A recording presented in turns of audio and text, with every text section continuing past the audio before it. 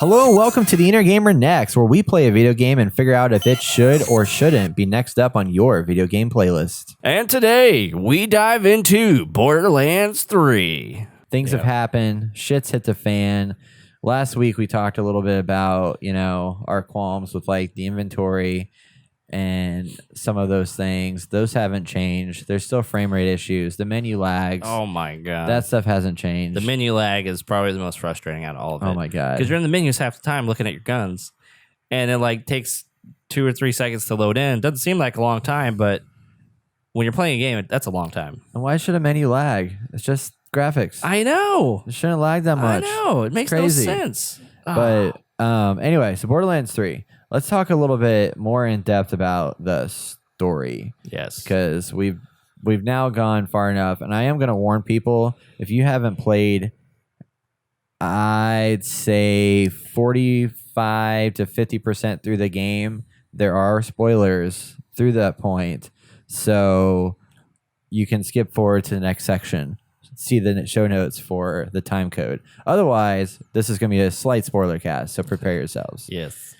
But we have stories to talk about. Yes, we do. So so the general gist of this, we have Tyrene Calypso and her brother. What's his name?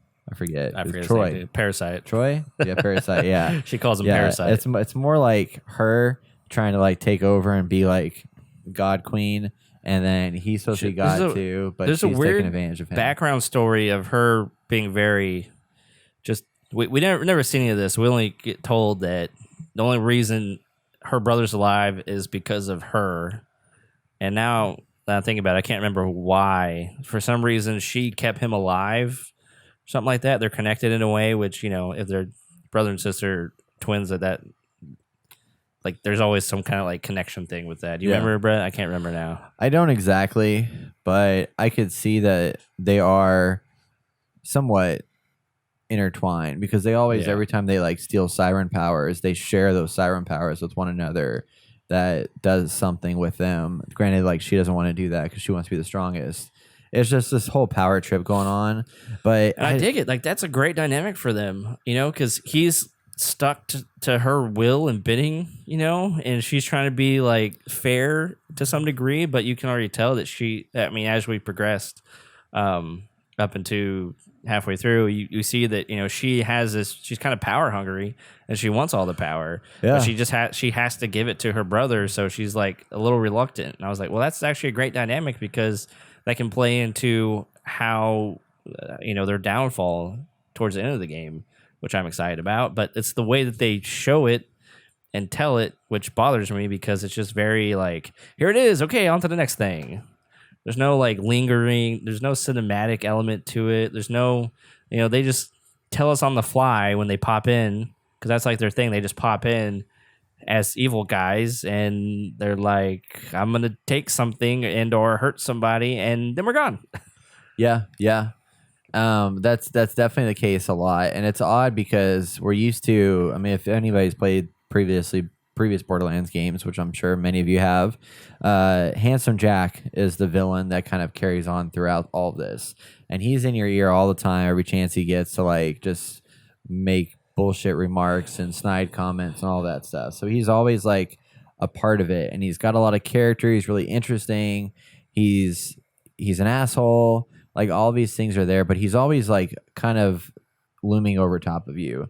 And I feel like as big of a deal that they made the Calypso twins and their rule, the Children of the Vault and all that stuff, I feel like that overarching setup narrative beat is largely missing from the larger set of gameplay. Exactly. Because like we saw the Psychos a lot on Pandora, then we exited Pandora, and then we're fighting a bunch of other bad guys, and fighting bad guys we're fighting like mini bosses that are parts of these other corporations. Whereas before, like the sole bad guy was Handsome Jack. You have Tyrene Calypso now that is like the main bad person. But I mean, we're fighting Malawan. We're fighting like all these other corporate leader dude people. Yeah. And then Malawan's a big one. Yeah, and there's all these different people that are coming into play that kind of like throws me off of like the overarching actual goal, which is with Malawan. Apparently, he's there. He is working with the Calypso twins. right. I mean, he joined them, So, but it wasn't clear or like it strong wasn't. enough of a Right. connection. Yeah. So Promethea, Malawan is on Promethea, and then you go out to the Sky Deck or Skyland or whatever the hell the asteroid thing is, where the rocket thing blaster was, and you fight off all the bad guys up there. So that was a whole cool sequence and everything, and very cool set pieces and stuff. But I was like, okay, well, where's like Tyrene? Like, where does Tyrene live? Like, what is she doing? Where's her home base? Exactly. I don't know where any of this apparently stuff it was on is going Pandora, but then at. they're like, hey, let's go get the other vaults. But there's no like, hey, we're chasing them to the vault. I mean, that is a thing, but you never see like where they are on like getting closer, right? Yeah, they're just like showing up out of nowhere. Yeah, they're like, which is oh, odd. And if it's like, hey, we're using you to get to the vault, because now she, as you'll see, we go into this on Pandora before you leave it. There's just, it's supposed to be a very dramatic moment where she takes Lilith's powers, because we find out she could take powers, and it's supposed to be like this, oh shit moment type thing. But I feel like that didn't play out very well, and all the animations with that were very slow in the cinematic, and it just didn't have this pace it needed. Like, this was a very important moment, and I feel like they botched it. Yeah. I think there's a lot of moments that could have just been better. I think it just cutscenes are the big part. Like, the cutscenes need to be more dynamic in this situation, because I remember moments in the past game where it just seemed like there was a lot more gravitas to the situations that were occurring. Exactly. And in this, it's like, we had that big boss battle where, I don't know. It's hard to put a finger on what exactly is wrong with this game. I mean, I think it's a good beats. game. I'm having fun. It's literally the story and the beats, like how they're going about it. Like they're missing a lot of things to help fill in some of the backstory and understand even the antagonists and like where they're coming from and where they're going. There's just this like typical video game story. Honestly, that's exactly what it is.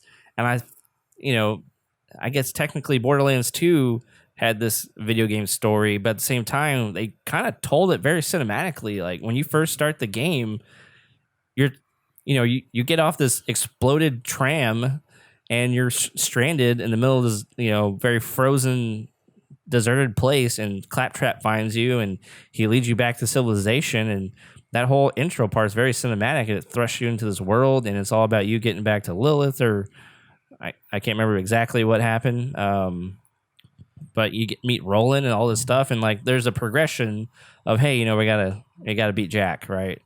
And it's the same thing here, and I think with Jack it was a little different. Also, it's a different time in video game history when you can get away with some things like that, But for this, coming into 2019, I just felt like we're gonna get the same gameplay we got from Borderlands 2. But thrown into a very awesome story with, blown out, fully developed characters and, antagonists. And we get some really awesome cinematics in all this. But from what I can tell, it kind of seems like maybe they're using, I don't know, maybe or maybe someone knows who can leave a comment, but it seems like they're using old tech and just kind of like they did for, they kind of revamped some of the old Unreal Engine stuff, some other companies, and, it works pretty well, I guess. But for this, I felt like there's something that's holding them back, I felt like. Or maybe they were riding on the fact that we can get away with just making it more Borderlands. Borderlands. Is what everybody wanted. And I feel like I'm going against myself here, because I did want a lot more Borderlands, but I feel like I wanted more Borderlands in regards to the snarky commentary and the entertaining, like the drive to continue forward to do these things. And I'm like, I don't care to take down Tyrene and her brother. Yeah, there's no but Handsome Jack was such a dick and always in there and so part of it, and all these other characters that were around it, such as Mordecai and Brick, and then you had Angel, who was on your side, and then she was actually working for Handsome Jack, but then she realized that she fucked up, so then she was like, I want to help you get back at Handsome Jack. So you had some kind of connection there. That's a great story for her, because it's so ambiguous and you have no idea until the end, and then it's like a oh shit moment, like that's stuff like that makes it a really good story, and I don't know where they went with the story. It's just it's lacking in so many areas. So like it's a big moment. Definitely. Okay, if you listen up to this point and you haven't got to the first vault and opening it, you might want to tune out right now because it's going to be major spoilers. But here we go.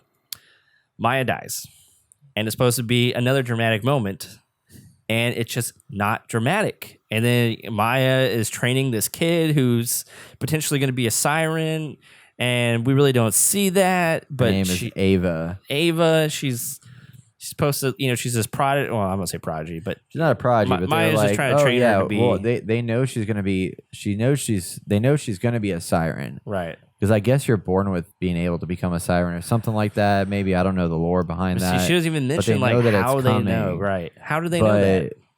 Then, so they're trying to train her and prepare her for this eventual power she's going to get, so she doesn't go down the wrong path. But she's just like she's a little brat kid. That's fine. Like I think that's great for that character, but the way that she's implemented it into this really already not well told story just makes it worse.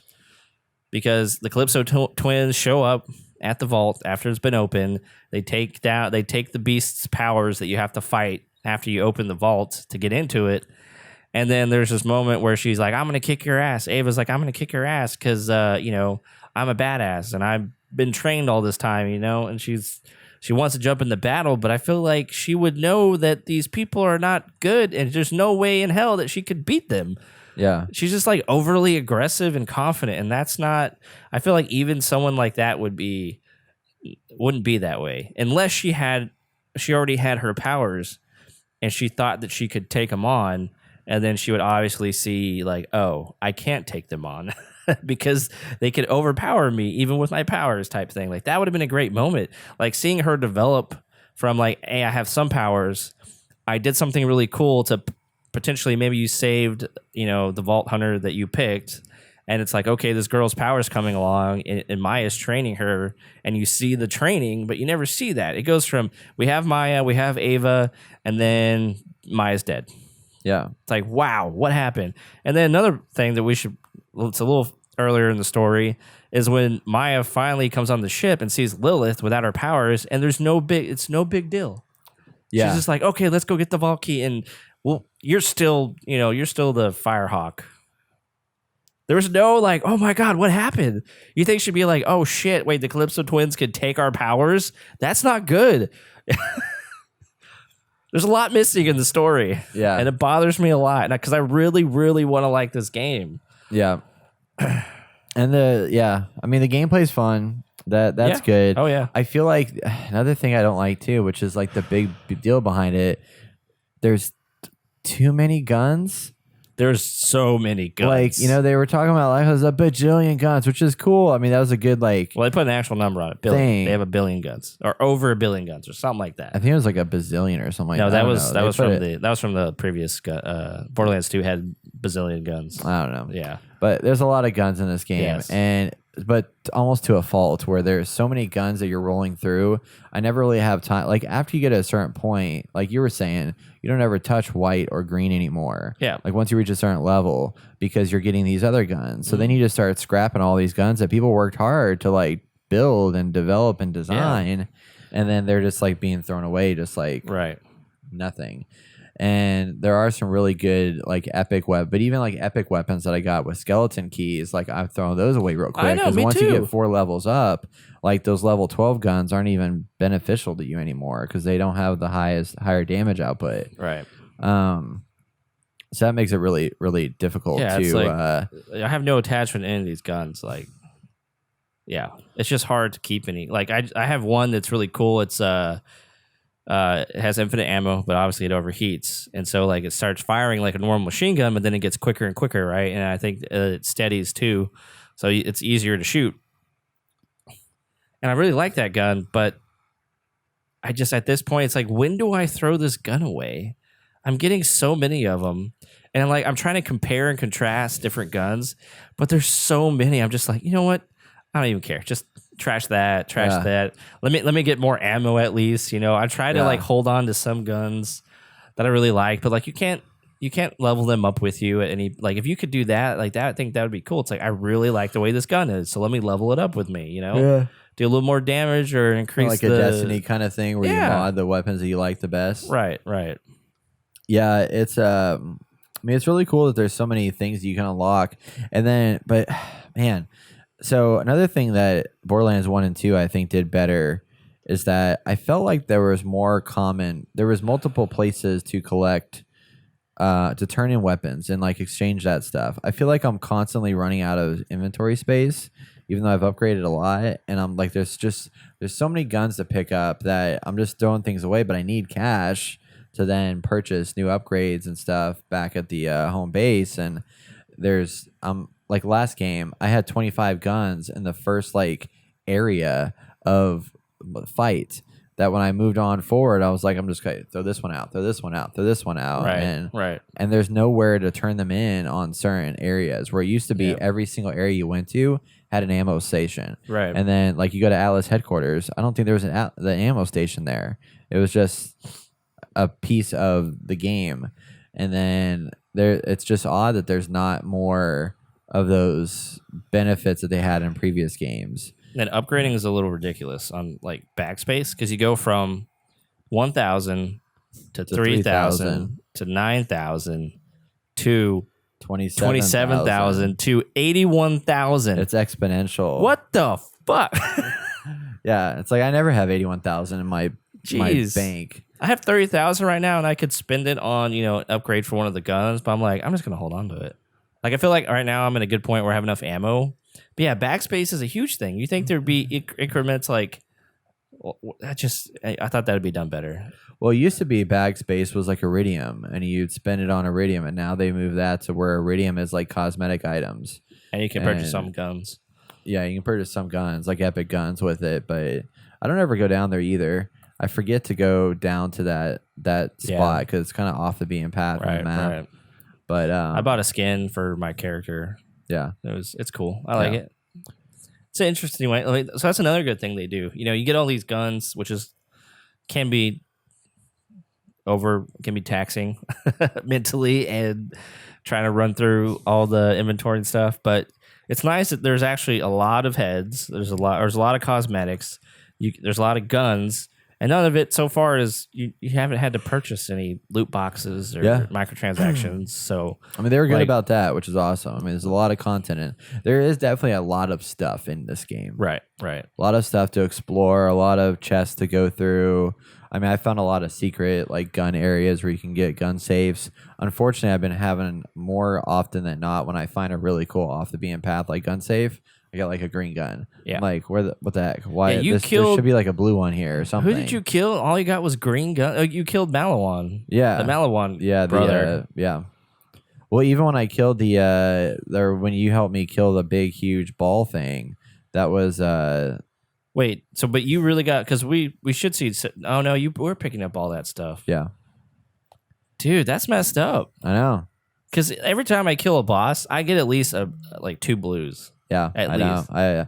The most blues I get blues off just rent. Like I'll get blues off of those secondary boss characters, like the ones that like have 1 health bar. That like the big huge dude that like you shoot him in the middle of his chest or whatever. Right. Starts with an A. I forgot his name, but he'll sometimes give me some blues or like those big heavies. Like sometimes I'll get something off of them. Right. But yeah, bosses I begin like greens and shit. I'm like, okay, that's really weird. Yeah.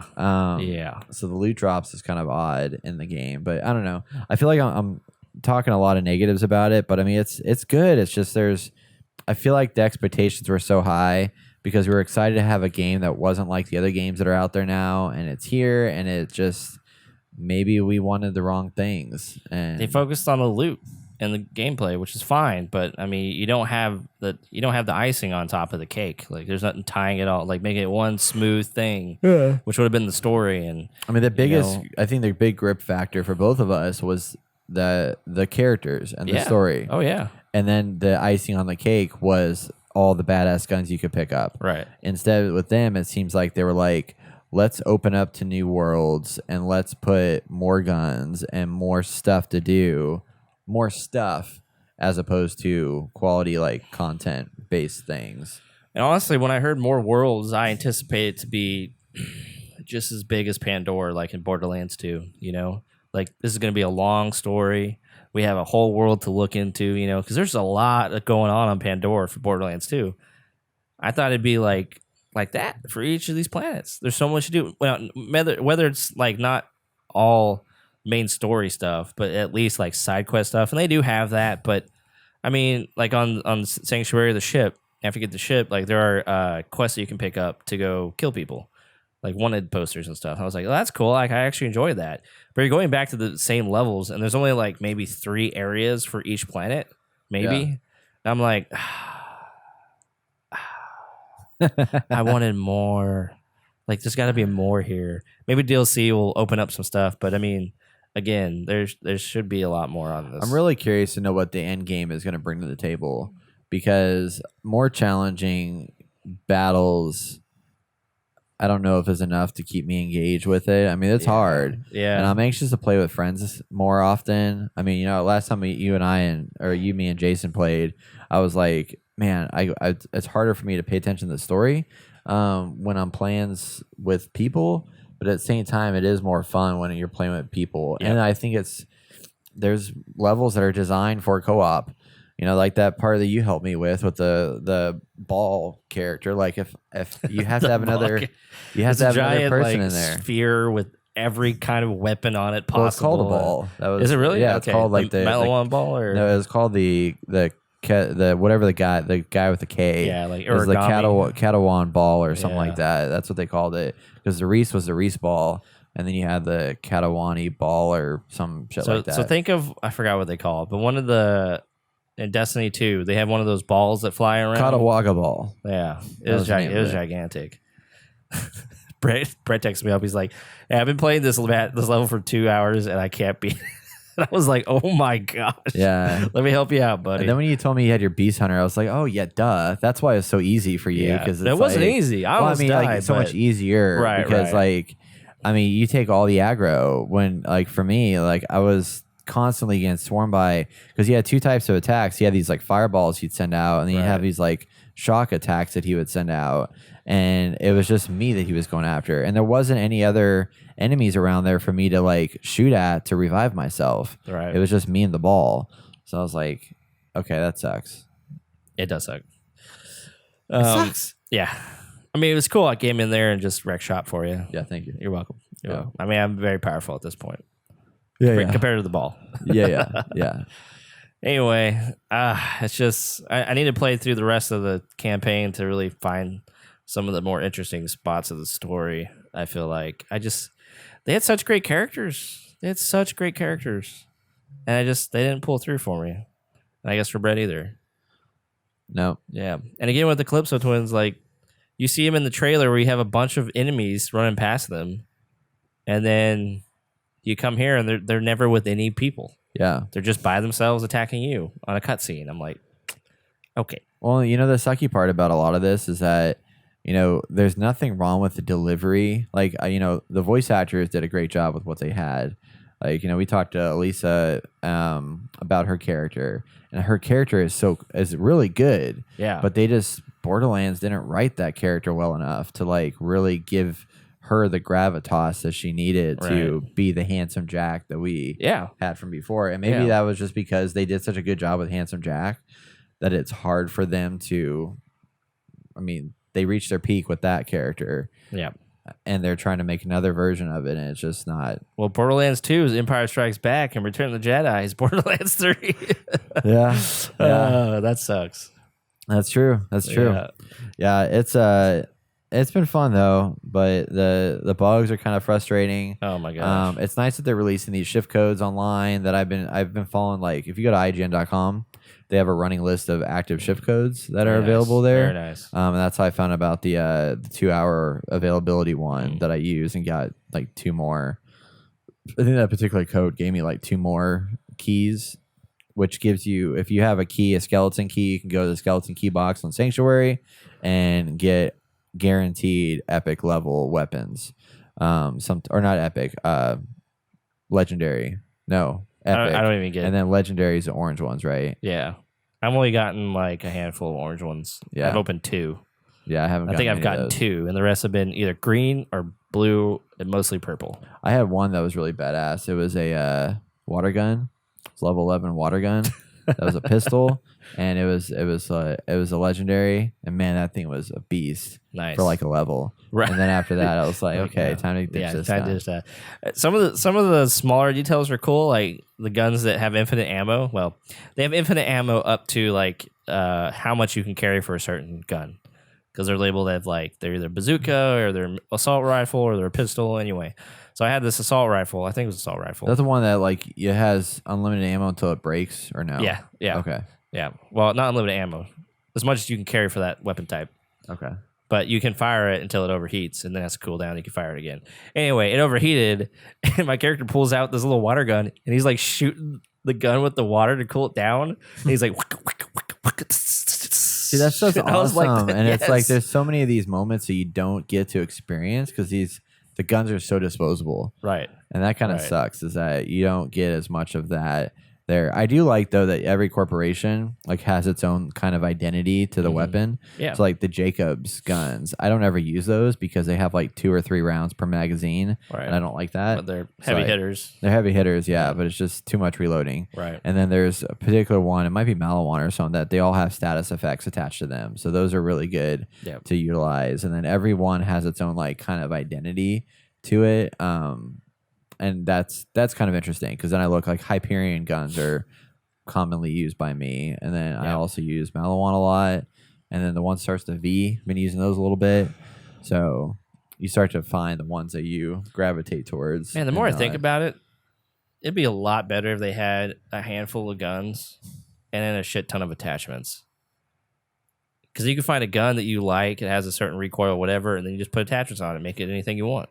Yeah, you could change out the mods. Yeah. And then, get the gun that you like. Yeah, I mean, that's like, kind of cool. Some assault rifles have fucking scopes. I had early on, there was a shotgun that had a scope on it and shot like, kind of like a, not buckshot, but is it buckshot? One where it's a lot, like the area is very thin, like very small. So it's not like a spray, it's a straightforward. And I could shoot from really far away and hit, but I was like, this is stupid. Why do I have a scope on a shotgun? Just doesn't make sense to me. Like, you use that for close range, not far away. I had one that had a scope on it that I think was a shotgun as well, but it shot corrosive bullets. So you would shoot, and it would shoot out corrosive ammo, and then when you're done, you'd throw it, and then I think it put out like an explosive grenade or something like that after it was all done. Yeah. It was cool, but again, the scope was kind of annoying. Yeah, like I don't. It's powerful, but I don't want the scope on it. Yeah. So why is it here?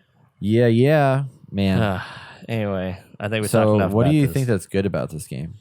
The guns and the gameplay are fun. There are bugs and laggy points. Sorry, I'm going back to what's bad. Okay, so the guns and the gameplay.